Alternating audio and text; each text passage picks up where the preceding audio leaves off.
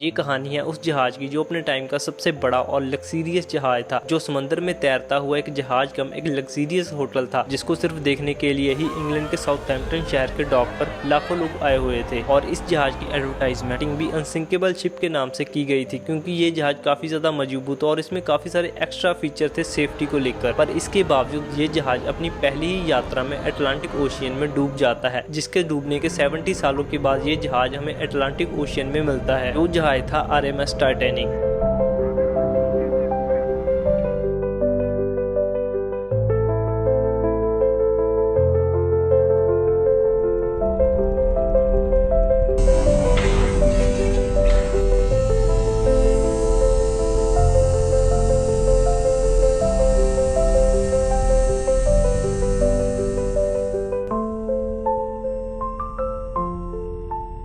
Titanic history की सबसे ज़्यादा फेमस शिप है, जिसको डूबे हुए 100 साल से ज़्यादा हो चुके हैं, पर आज भी ये कहीं ना कहीं चर्चा में आ जाती हैं अपनी लग्जरी और आकार की वजह से, जो उस टाइम पे कारागिरी का एक अजूबा था, जिसको बनाया था व्हाइट स्टार लाइन कंपनी ने। ये शिप 270 मीटर लंबी और 28 मीटर चौड़ी थी, और जिसकी हाइट 53 मीटर थी, और इस जहाज में वो हर चीज़ थी जो भी आप सोच सकते हो।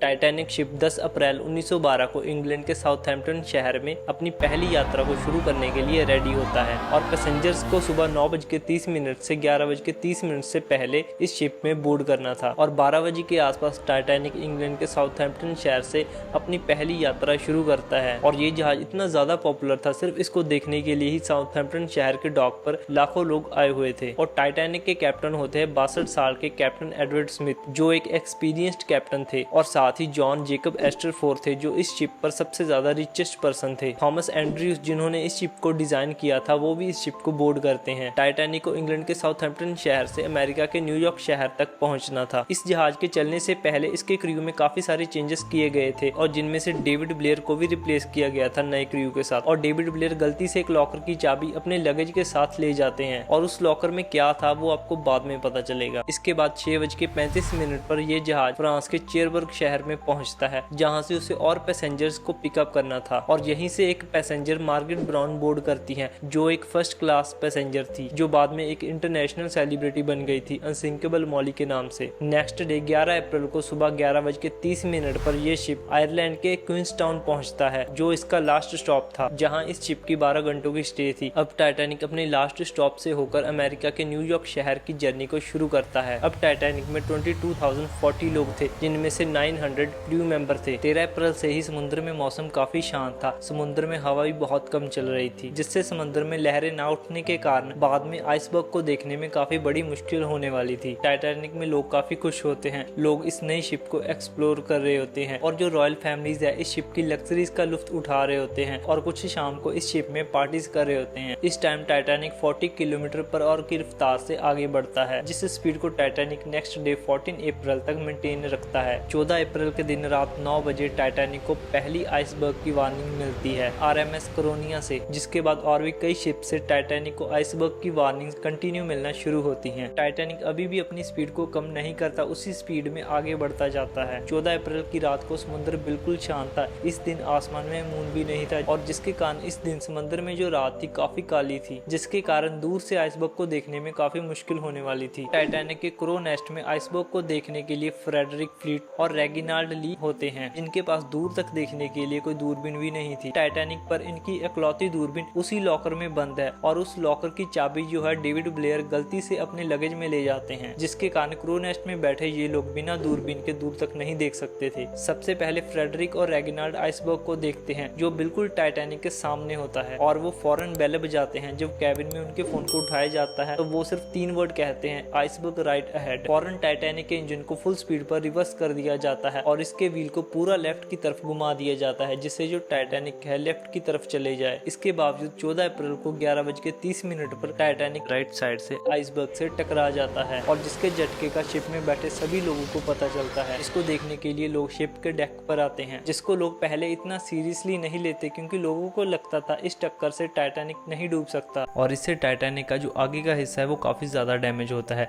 जिससे टाइटैनिक के जो वाटर कंपार्टमेंट्स है वो काफी जल्दी बनने लगते हैं। हैं। और जब इस डैमेज के बारे में कैप्टन और उसके क्रू को पता चलता है तो वो फौरन SOS हेल्प का मैसेज भेज देते हैं, जिसको सेंड करते हैं जैक फिलिप्स। जैक फिलिप्स लगातार हेल्प का मैसेज भेजते हैं, कोई शिप उनका मैसेज रिसीव कर ले। सुबह 12:30 पर जैक फिलिप्स को शिप कारपेथिया से मैसेज रिसीव होता है, जो टाइटैनिक से 107 किलोमीटर की दूरी पर था, जिसको टाइटैनिक की लोकेशन पर पहुंचने के लिए कम से कम भी 4 घंटे का वक्त लगने वाला था। टाइटैनिक का जो आगे का हिस्सा है उसमें लगातार पानी बढ़ता जाता है, जिससे टाइटैनिक का जो पीछे का हिस्सा है वो ऊपर उठने लगता है। जो लोग पहले टाइटैनिक को अनसिंकेबल शिप मान रहे थे उन्हें भी पता चलने लग जाता है कि टाइटैनिक अब डूबने वाला है। टाइटैनिक में टोटल 20 लाइफ बोट्स थी, जो रिकमेंडेड संख्या से आधी थी। डूबते हुए टाइटैनिक के कारण लोगों में काफी भगदड़ मच चुकी थी। लाइफ बोट्स को टाइटैनिक से नीचे उतारा जाता है और कैप्टन एडवर्ड स्मिथ काफी ज्यादा मेंटल प्रेशर में होते हैं और वो इन लाइफ बोट्स में सबसे पहले औरतों और बच्चों को बोर्ड करने का ऑर्डर देते हैं, और जिसको ऑफिसर गलती से ओनली बच्चे और औरतें समझ लेता है। इसके कारण पहले की जो ज्यादातर लाइफ बोट्स थी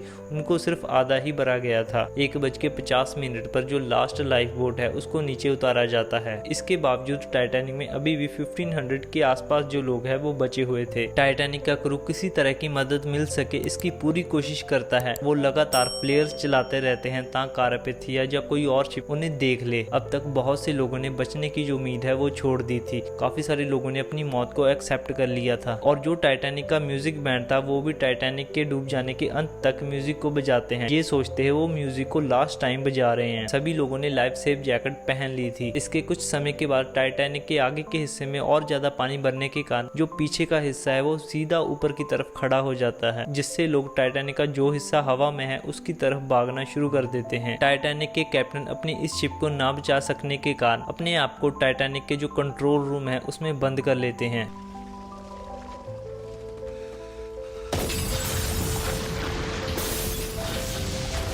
जिससे वो इस शिप के साथ ही डूब जाते हैं। टाइटैनिक में शॉर्ट सर्किट होता है, जिससे टाइटैनिक की जो पूरी लाइट्स हैं वो बंद हो जाती हैं। अब जो टाइटैनिक का जो हिस्सा ऊपर की तरफ उठा हुआ था वो 2:20 पर नीचे वाले हिस्से से अलग हो जाता है, जो काफी तेजी से नीचे आकर गिरता है, और काफी सारे लोगों को ये डूबता हुआ टाइटैनिक अपने साथ समंदर की सतह के नीचे ले जाता है। और जिन लोगों को थोड़ा बहुत तैरना आता था वो ऊपर की तरफ आ जाते हैं, और वो भी कुछ मिनट तक ही जिंदा रह पाते हैं, क्योंकि इस टाइम जो अटलांटिक ओशन का टेम्परेचर है वो -2 डिग्री था। जो जहाज कभी डूब नहीं सकता था वो अपनी पहली ही यात्रा में 2:40 पर अटलांटिक ओशन में डूब जाता है। टाइटैनिक के डूबने के 2 घंटों के बाद सुबह कारपेथिया शिप रेस्क्यू के लिए पहुंच जाती है। समंदर के ठंडे पानी के कारण बहुत से लोग नहीं बच पाते हैं, लोग बर्फ से जम चुके थे। कारपेथिया शिप टोटल 705 लोगों को रेस्क्यू करता है। इसके 3 दिन के बाद 18 अप्रैल 1912 को कारपेथिया शिप रात के 9:30 पर अमेरिका के न्यूयॉर्क शहर में पहुंचता है, जहां 40,000 से भी ज्यादा लोग इस शिप का इंतजार कर रहे थे। तो ऐसे अपने टाइम का सबसे ज्यादा लग्जरियस और बड़ा जहाज टाइटैनिक अपनी पहली ही यात्रा में अटलांटिक ओशन में डूब जाता है, जो हमें 70 सालों के बाद सितंबर 1985 को समंदर में मिलता है 3800 मीटर की गहराई में रॉबर्ट बलार्ड के द्वारा। इससे पहले किसी को नहीं पता था टाइटैनिक शिप कहाँ है। अब 2030 तक टाइटैनिक का जो बचा हुआ मलबा है वो डीकम्पोज हो जाएगा। जब बाद में इन्वेस्टिगेशन की गई थी तो काफी सारी चीजें सामने आई थी। जिस जगह पर टाइटैनिक डूबा था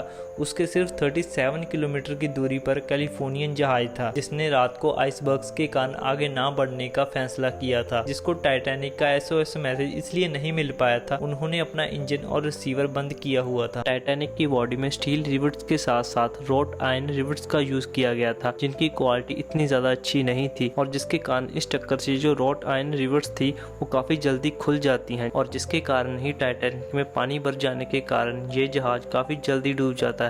अगर आपको वीडियो पसंद आती है तो आप इस वीडियो को लाइक कर सकते हैं और चैनल को सब्सक्राइब कर सकते हैं। अगर कोई सजेशन हो तो नीचे कमेंट सेक्शन में लिख सकते हो।